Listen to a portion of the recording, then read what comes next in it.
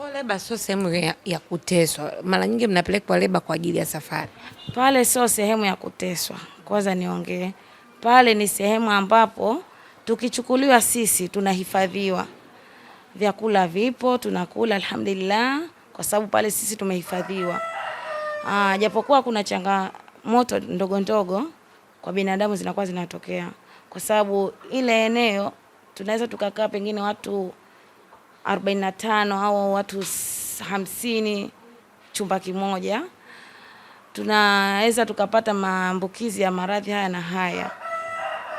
Kwa ile jinsi walivyo nini, na kwa sababu hamna hewa. Kwa sababu ile tumefungiwa tupo ndani. Hewa tunaoipata ni kutoka kwenda kuchukua chakula.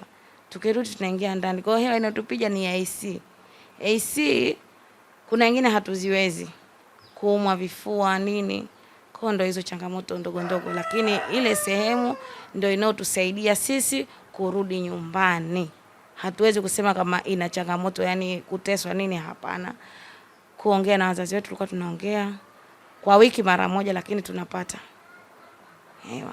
Kikubwa labda tuseme waboreshe mfumo kwamba tuseme kama wale majela mengine yana uwezo wa kutoka wafanyakazi wakaenda kukaa wakapata hewa.